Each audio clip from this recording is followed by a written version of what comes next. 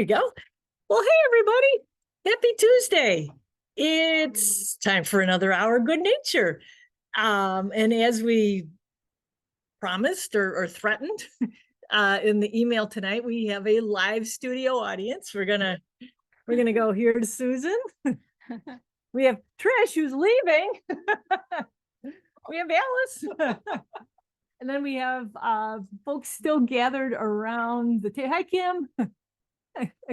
We're in birth. Whoa, oh, Susie. So these are a lot of our usual good-natured crowd who will be tuning in from their own homes are gathered here tonight at the Kimber Cabin for a night of revelry and birthday celebrations. I hope I didn't make you all dizzy there. You can tell. So headgear. Maybe we should have a raffle for some of these. Does anybody know? Does anybody recognize what this insect is? It should flap its wings. It's not a moth. They look really colorful. Actually, some of you may have seen one of these before. Where's Lorraine? Hey, Lorraine. Lorraine's in the bathroom. These were, did you get these, Alice, at Master Gardeners? No, they're from the Plain Dirt Gardener meeting. The Plain Dirt Gardener meeting. So this is the latest thing to be on the lookout for. Thank goodness these bugs aren't as big. This is the spotted lanternfly. They have been spotted in Illinois, Cook County. The last I was able to see it was around the Lakeview neighborhood, and they said it was a fairly established population. But I mean, these things just arrived here. I can't imagine that they're not beyond eradication just yet. But yeah, we can spread the word. Apparently now is the time to look, not for the bugs, although it's been warm enough for bugs, hasn't it? The spotted lanternfly egg cases. They look, a few weeks ago, we talked about the egg cases of the gypsy, now known as the spongy moth, looking kind of fuzzy and in bark furrows. These egg cases look more like somebody smeared mud on bark, but this is the time to look for them. Again, I don't think this far away from Chicago we are in any danger, but they do, because they can fly, they can spread. So the awareness is good. And I think to keep in the festive atmosphere this evening, I'm just going to keep wearing this. You know those old Western movies where the cowboys are sitting around the fire and then the Indians start to sneak in and look at this. We now have there's the live studio audience around Carol.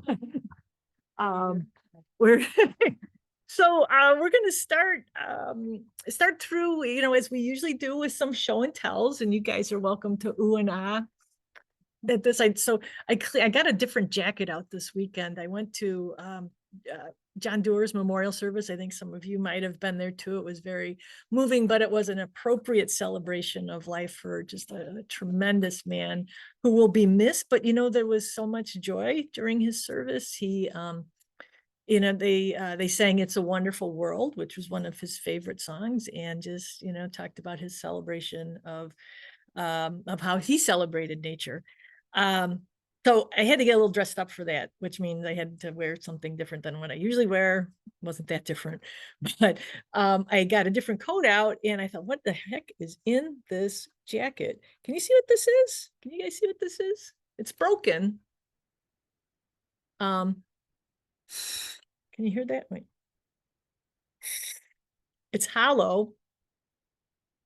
It is a bird bone. So can almost see the light coming through it. Birds, think about this, birds have to fly, right? Birds can't be weighted down. Our bones are pretty, they're not solid. They've got marrow in the middle, but they're heavy. But mammal bones definitely weigh more than bird bones. This, I don't know. It's not a chicken bone. I think it might have been, if I recall correctly, I think I might have found this along the river. So I was thinking that maybe it was, part of a longer, maybe a wading bird of some sort. But we've talked about finding bones in the past, and it's always good to try and figure out what group of animals it came from. Mammals, birds, reptiles, fish, but bird bones are hollow. Pretty cool, huh? I also, curiously enough, had a bunch of these that have kind of disintegrated over time.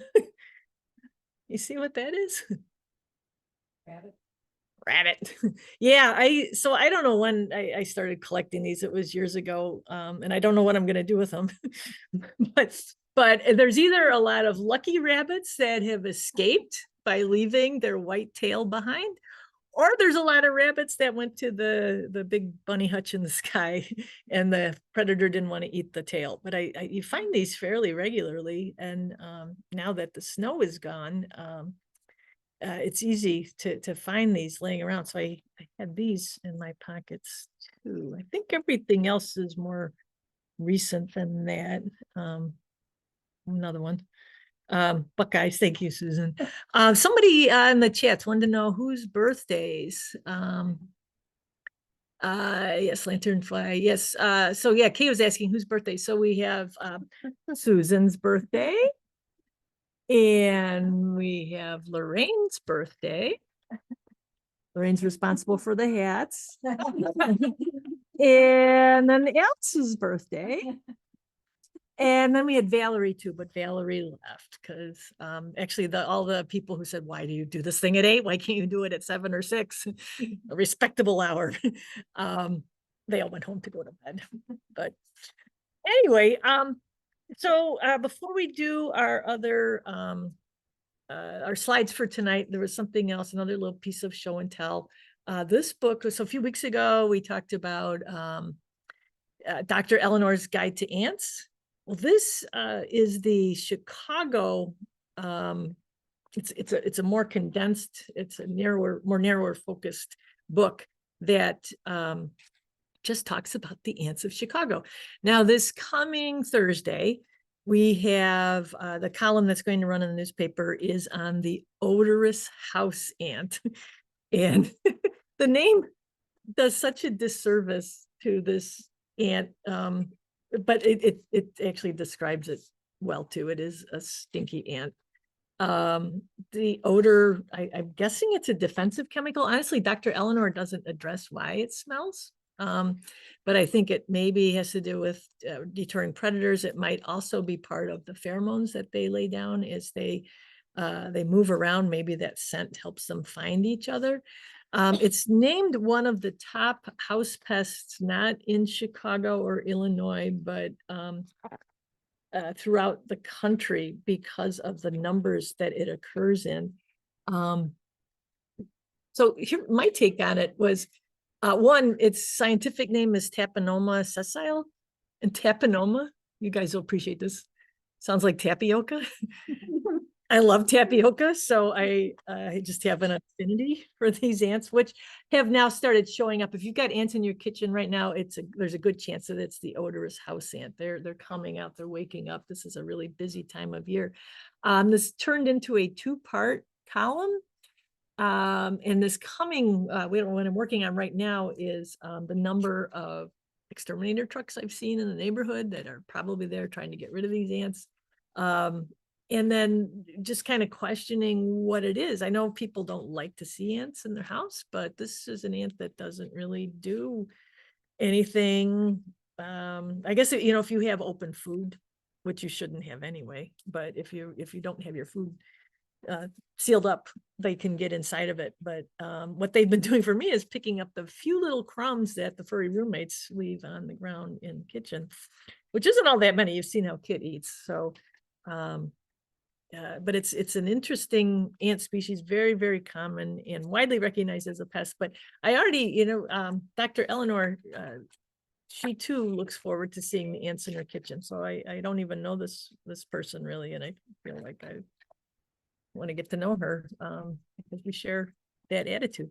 There's also the style of writing in this book. If any of you have wanted to learn about ants, this is a great opportunity. I haven't quite figured out what age it's written for, but I kind of think it's maybe young adult, maybe not adult, but I mean, but the print is fairly small and the pictures are not on every page. You know, there's plenty of text without pictures. So I don't know if maybe it's just it's very, very readable if it's regardless of the age that it's written for. But in this chapter, this is about the Lasius ants, which there's 3 species in this area. They're the ants. There is a picture that shows you. They're the ants that make these familiar little and I feel like I'm in class. Everybody see the picture? Those ant hills. Lasius ant nests often look like mini volcanoes erupting from the grass. Well, she took off this chapter talking about how before she met her husband, who's an electrical engineer, the only thing she knew about engineers was that they drove trains. I immediately connected to that because my brother's an electrical engineer, and before he became one, I thought he was going to drive a train too, and he doesn't. He makes controls for dryers and stuff, which is cool. But she uses that as a lead into the engineering abilities of the Lasius ants. Just a really cool book. I don't think it's in print anymore. I bought this used off of eBay, and you'll never guess where it came from. Somebody got it at the used book sale at the St. Charles Public Library. So I think this bookseller was, far away. So this book has traveled around quite a bit, but if you want to learn, and it's not overwhelming either, they start at the beginning here with, here's the list of ants that you can expect to learn about. And I think these pictures show the ants in their relative sizes relative to each other. So handy guide too. Something you might want to check out. Dr. Eleanor's Common Ants of Chicago. All right. So from here, let's go to a column I wrote a couple of weeks ago. I'm going to attempt to do the screen share that you guys have heard me fuss about this in past weeks. Zoom has changed their layout, so I have to figure out, we're going to share the screen. And then we're going to go looking for, I'm going to drop this bar down. So we're going to look at today's, there we go. There's our ants that we're going to get to. Well, first of all, we're going to talk about the Ross's goose. And this is a bird that is not very common in this area. We do tend to see snow geese here and there. Sometimes we'll see snow geese flying overhead. Well, the snow goose is like the cute little cousin. The Ross's goose is a cute little cousin of the snow goose. And it's actually described as cute in some of the references. eBird is one that calls it the cute goose. And you can see from these pictures, see that's a cute little stubby nose on there. They're smaller than the Canada geese, and this one just plopped down of all places at the retention pond that's in the park, the James O'Brien Community Park, where Hickory Knolls is. And it was only there for a few hours. I think it was resting, refueling, and then it took off again. Ross's geese, besides being really cute and small, they are very clean. They're really white. These are photos that were taken by local photographer Gordon Garcia, who generously gave them to the park district to use.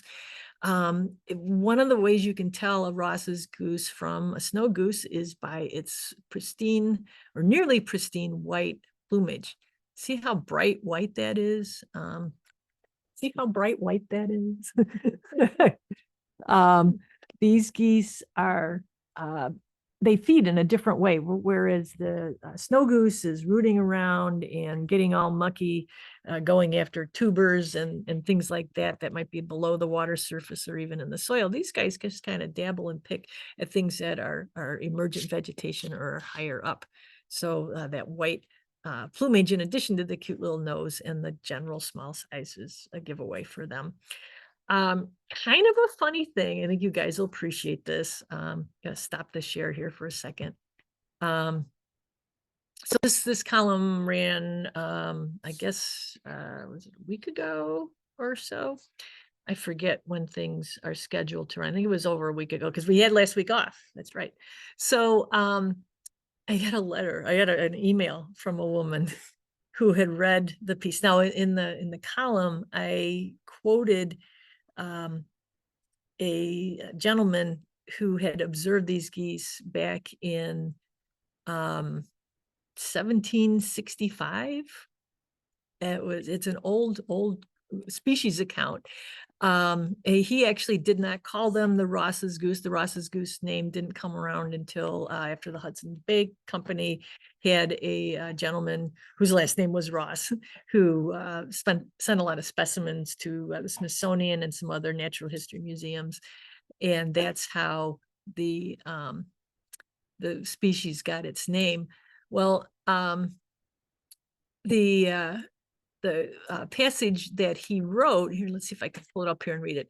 So he said his name was Samuel Hearn, and he wrote, I described it as a combination of Field Guide and Bon Appetit magazine. He wrote, this delicate and diminutive species of the snow goose is not much larger than the mallard duck. Its plumage is delicately white, except for the quill feathers, which are black. The bill is not more than an inch long, and at the base is studded round with little knobs about the size of peas, but more remarkably so than in the males.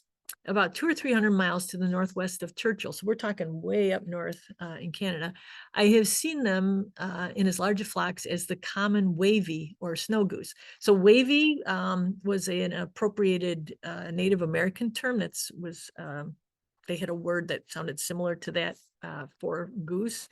So common wavy.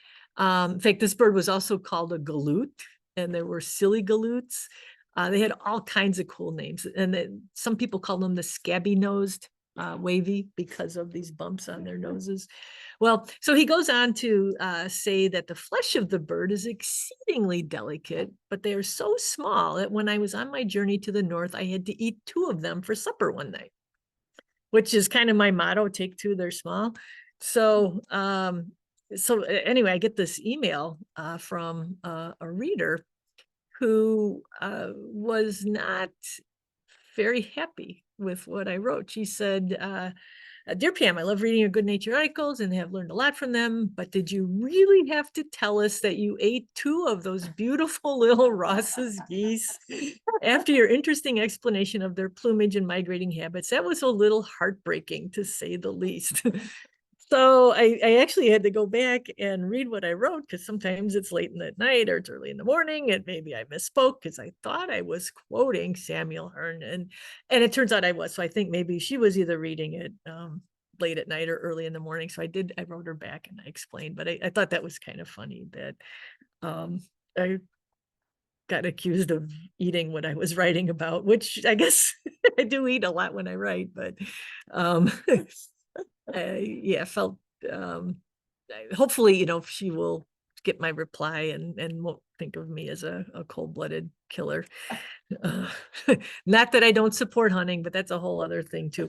The cute little Ross's goose. All right, from there, let's go. We've got 2 weeks worth of slides we need to work through.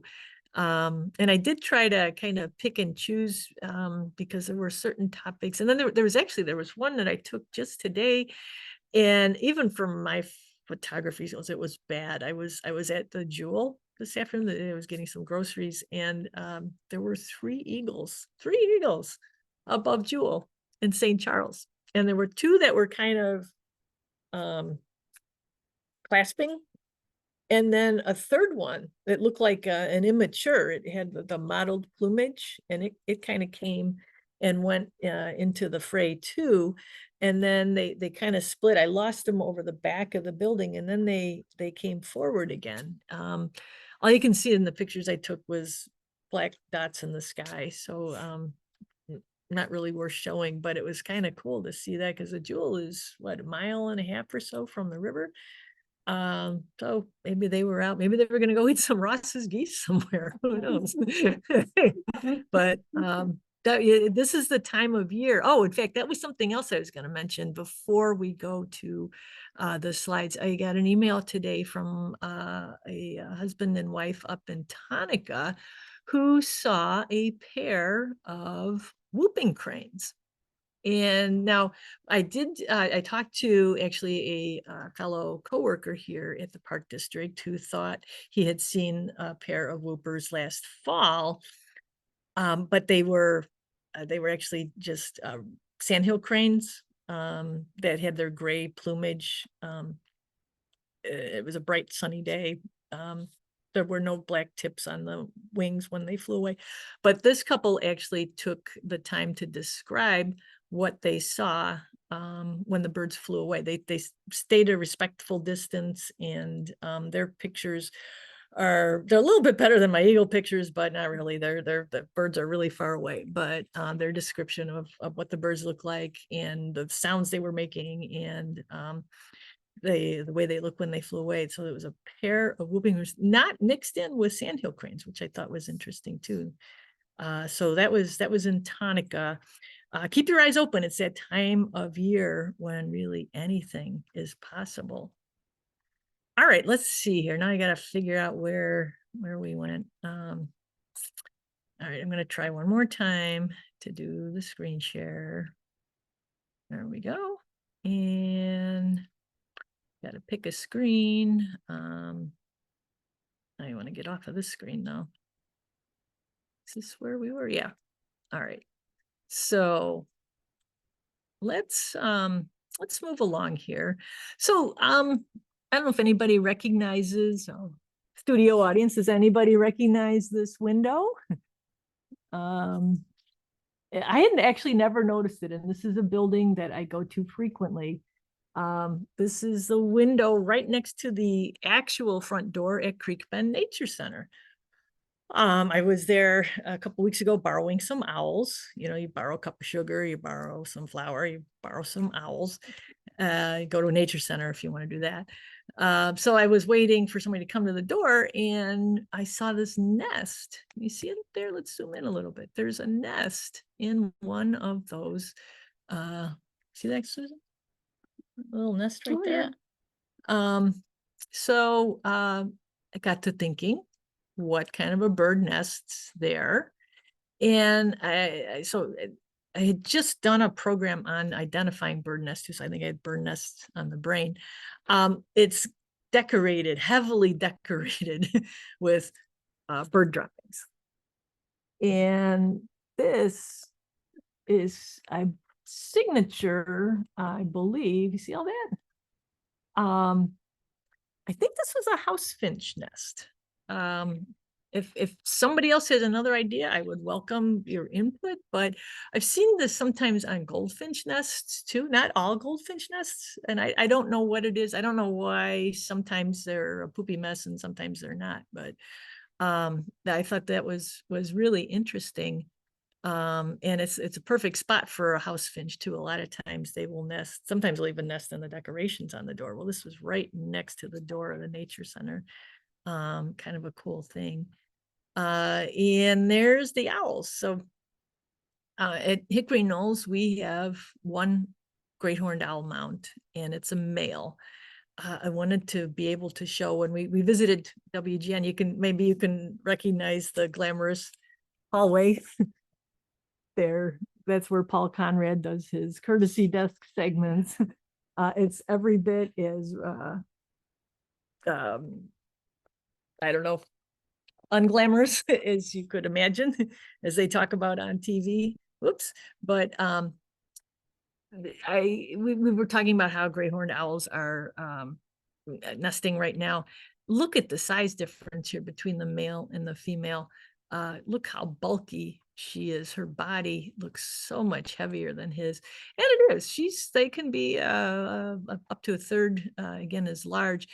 I think the way these two are mounted, he's kind of elongated, and she's, for whatever reason, the taxidermist kind of shoved her head down a little bit, but she definitely has a lot more bulk, which is how she is able to defend the nest and keep those owlets warm while he's out doing the DoorDash thing and bringing food back.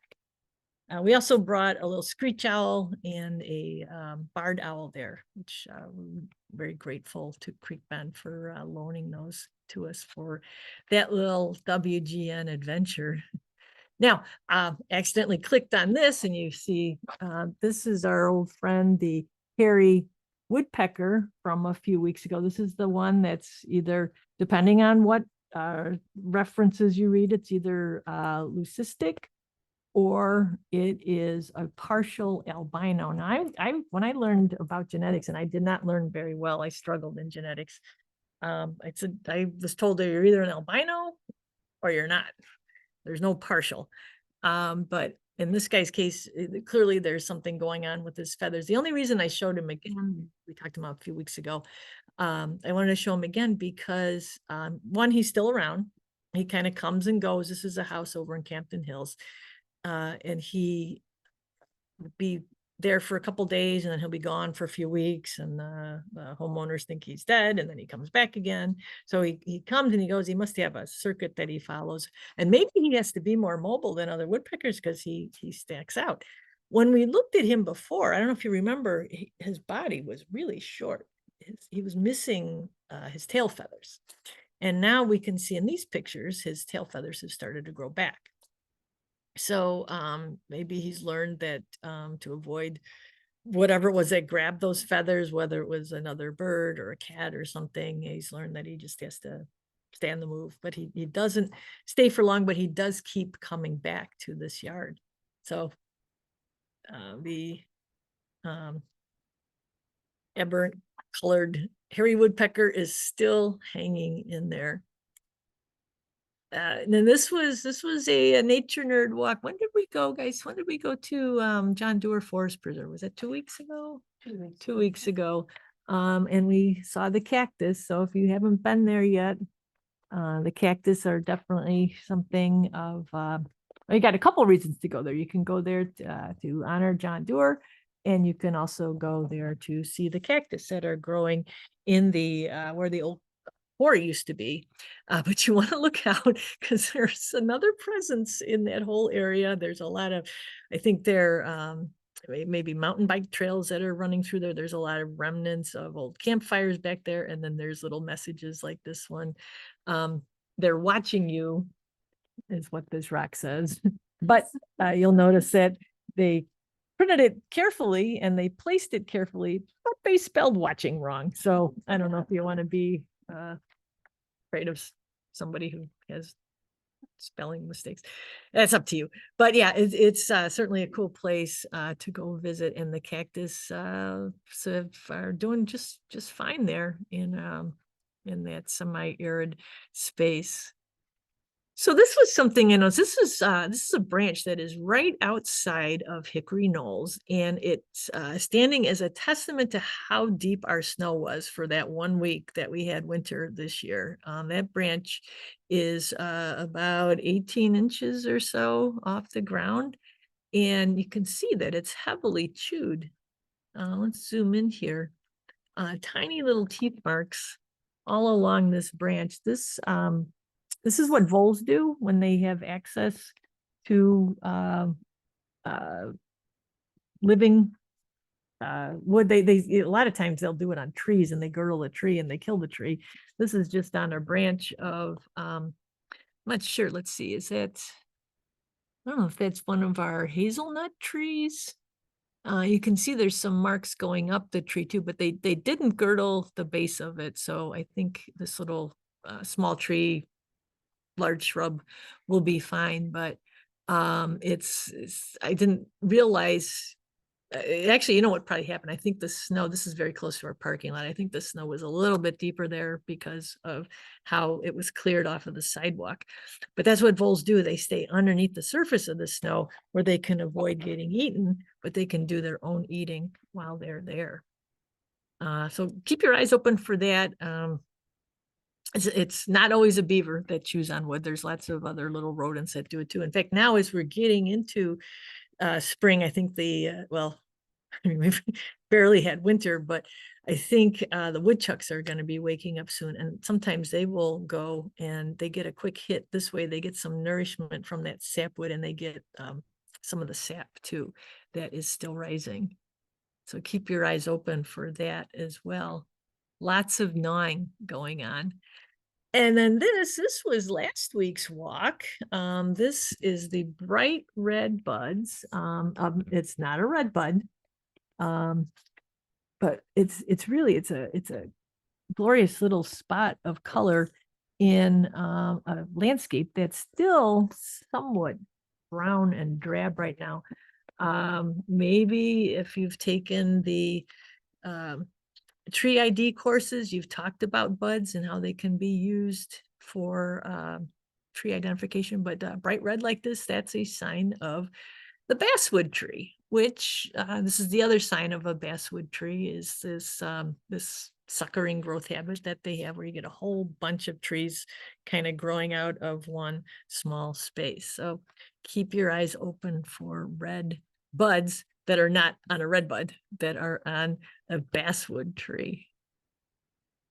So this, I don't know, guys, I can show you this, but I don't know if it's going to, let me zoom in here. This is, so, you know, I mentioned my poor brother a little bit ago. He's an engineer, and he and I are tasked with the job of clearing out our parents' house. And it's mostly, we've had an estate sale. My mom had done a great job like 10 years ago of getting rid of quite a few things, but there's still things remaining that we're trying to decide what to do with. This is, well, here, let me go to the next picture first.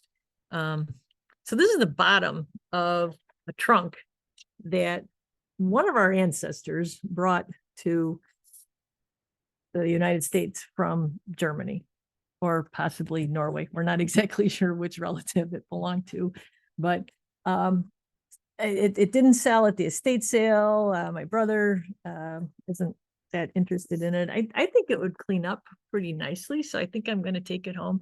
But I turned it up on its end. It's full of spiders. It's such a gift.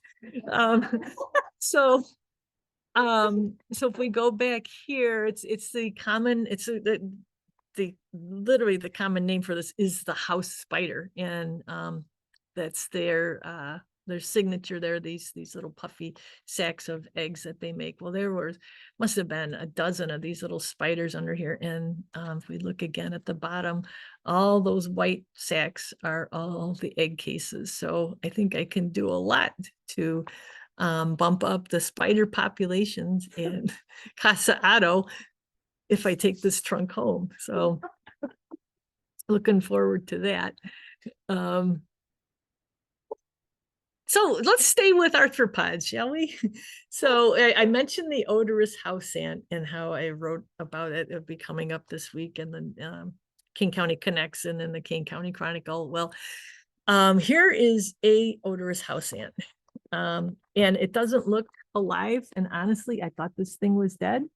So what I did, I was trying to take a picture one. I spent about an hour on the floor in the kitchen trying to just take a picture of one as it was, and they're busy little creatures. And it eventually dawned on me that there's no way I'm going to get a clear picture while this ant is crawling back and forth. So I scooped one up into a jar and I put it in the freezer. And I set it in the freezer for, I don't know, long enough to do a Wordle and I think a Blossom. And then I got it out and I thought, oh my goodness, I've killed this thing. Look at how crumpled the body is. So I tried, this is a toothpick, by this isn't a chopstick. This is a toothpick. This is an ant that's like, I don't know, a 1/16 of an eighth of an inch. They're tiny little things. And so I was trying to make it look somewhat alive by poking at it with this toothpick. Well, it was wet from the condensation that had, when I took the glass out of the freezer, and it fogged up because it was warmer in the house than in the freezer. And so it was so limp that it couldn't even move itself out of the condensation. Its antennae were stuck down, its legs were stuck down. So I thought, well, at least it's not going to move. I can get a like a still life picture of it. But look at this. It came back to life. I watched this thing reanimate itself. And this, by the way, I would have filmed this for longer, but I didn't really mean to take a picture of it. The first thing it did was it cleaned its antennas off. Let's see. See how it's moving? So it's just real quick like that. It warmed back up and came back to life and then crawled away. It was the most amazing thing. And there's actually Dr. Eleanor even talks about how oh wait, no, it's not Dr. Eleanor. It's there's a guy, his name is Marion R. Smith. M.R. Smith is how he's cited. He's a myrmecologist from the 1920s. He wrote this paper all about the habits of the odorous house ant. And he talks about, in fact, he even had to clarify because they were just calling it the odorous ant. And then he made the case that, well, there's a lot of stinky ants out there, so we have to specify this is the stinky one that lives in our houses. So it's the odorous house ant. That's how this common name originated.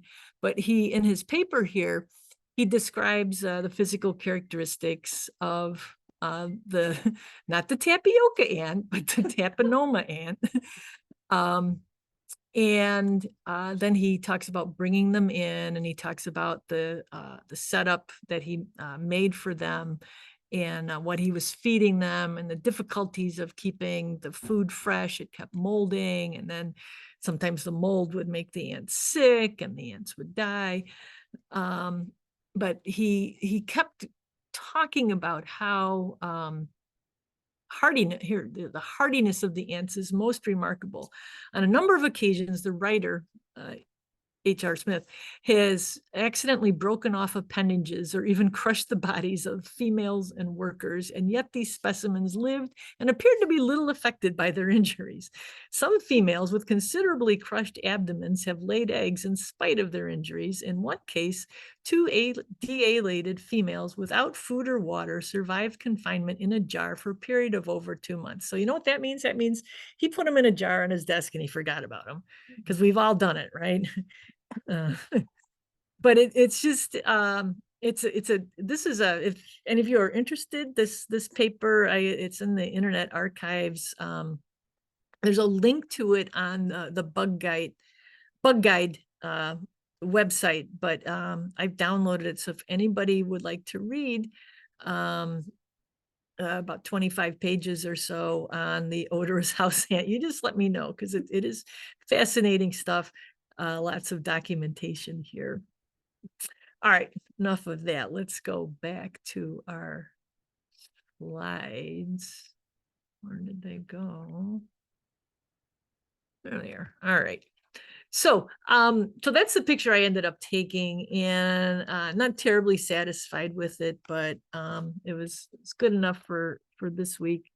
And next week we're going to use a professional, because it did turn into that 2-part piece about odorous house ants. I'm going to go with a professional photographer shot so you can see more details. We'll talk about that again next week.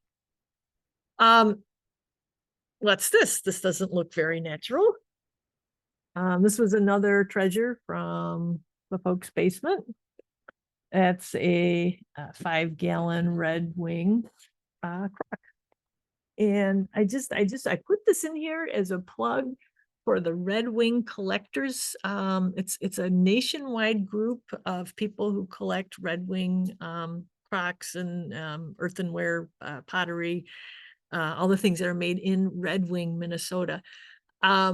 And some of you who are in King County certified naturalists, those of you who take our Learn from the Experts classes, you might know that Barb from Creek Bend and I are going to be teaching a class on fermentation. And so I really wanted to use this crock for fermenting sauerkraut, but I read so much about antique and vintage crocks containing lead in the glazes that I didn't want to, end up with brain damage as a result of my love of sauerkraut. So I contacted the folks at Red Wing, and there's a whole network of people who told me all about the glazes that were used. They started off with sand glaze, and this particular era, which was the 1930s, this is a zinc glaze that is it's stable, it can withstand acidity, and then they started sending me pictures of their crock setups and how they ferment their sauerkrauts and everything else. So if any of you are fans of Red Wing items, and you are looking for a collector's club, these people are really they responded right away to my questions and made me feel good about using this. I'm gonna make 5 gallons of sauerkraut with it. But yeah, it was pretty cool. So I wanted to spread the word on that, and maybe you can too. Nice bunch of folks. And then it's this warm. We are seeing bugs flying around that you usually think of February as and March as being cold, and we still have blizzards sometimes at this time of year. So when this picture was sent in, I wasn't sure what to make of it. The unseasonably warm temperatures could mean that something is coming out earlier than it normally would. But so I was trying to think. So this, a little background on it. This is a windshield of a car parked in Genoa, Illinois. And Genoa has the Kishwaukee River on its western edge of the downtown area. And I was thinking like type of caddisfly. Well, caddisflies, they are Trichoptera is their order, and that means hairy wings. And when we look at the wings of this creature, they're not hairy. So then I was thinking, well, there's fish flies and there's alder flies.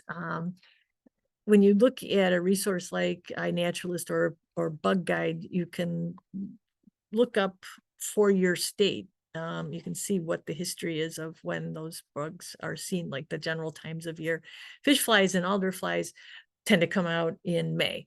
So if this was a fish fly or an alder fly, it's seriously early. But then I looked at some of the wings. Let's see if I still have that up. I looked at some of the veins. I don't. The way the vein patterns are on the wings, and fish flies and alder flies, so they look similar to this little creature. They on the ends of the wings, they have a lot of tiny parallel veins going out towards the far edge of the wing, almost like the marginal scutes on the shell of a turtle. Well, this bug clearly doesn't have that, but what does is the winter stonefly. And I think that's what we're looking at here. So this species, I couldn't find an identical angle to this windshield bug. I think one reason the Bug Guide image and the Genoa insect look a little different. I think this one is still unfurling. I think it is still, its wings are just coming out. This is a bug that goes through a gradual metamorphosis. It doesn't have a pupa. So those wings are coming out of a wing pad on the back of its body, which, let's see if we go back here, you can see in these nymphs, you can see there's the wing pads there. So I think what we're looking at on our Genoa bug is wings that are still somewhat curled, but unfurling as the insect pumps that hemolymph from its body in through those veins to get them to spread out.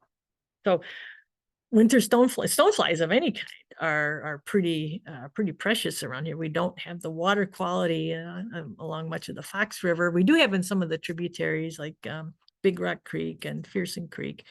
We might see stoneflies there, but to see one on a windshield, I was kind of excited about that out in Genoa and the Kishwaukee River. So good to know that the water quality out there supports these creatures that have a need for, they have a lot of, they're very intolerant to pollution.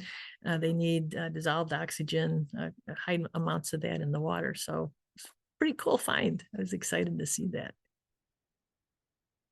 And then we have, this was our pal David, and we were talking about this earlier. Now, this is a birthday party, but it's a birthday party that we're celebrating here with a bunch of nature nerds. So why wouldn't we talk about a pile of stuff that was found inside of a birdhouse? So we talked about this actually a couple of different times, and the birdhouse. So it was a bird box. It was made for bluebirds, but the David, the owner, said that it was not bluebirds. It was not a bluebird nest that he pulled out of there. He said it was just a bunch of, he called it insulation. Now, in looking at this tonight, we thought, well, it could be a food cache. There's a couple different piles of seeds, but then some people noted that if this was, say, a mouse nest, they're not typically this orderly. This looks like a pretty neat little pile. And Alice, you reported that all these items, which we are pretty sure are plant seeds, were dropped off at the Master Gardener's help desk. And Alice, did you plant just the black ones?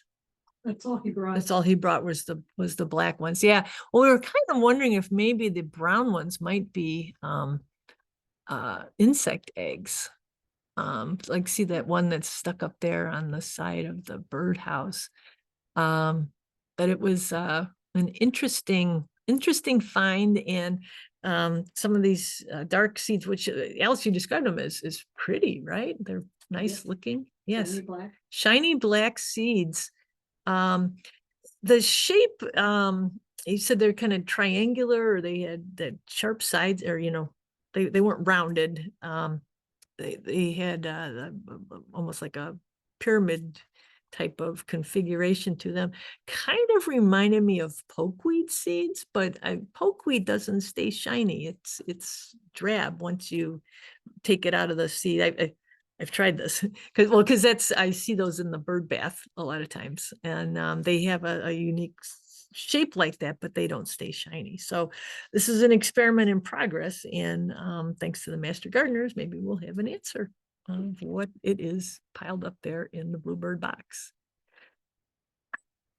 All right, there's a close-up. In fact, I think that's a almost looks like a bug wing or something there, doesn't it? Interesting things. And this is the time of year as people are getting ready, getting boxes ready for springtime and the return of the birds. Who knows? There might be other exciting treasures out there waiting to be found. All right, we're gonna this cartoon cracked me up. This is actually something we used to joke about when I worked at Red Oak Nature Center. We had we'd always see turkey vultures above the river, and we always wondered, where do they nest at? We heard people tell us, oh, they used to nest in my grandpa's barn. They like the shelf of the, where the hay used to be. They like that kind of cavernous sort of a flat surface that they could build their nest in.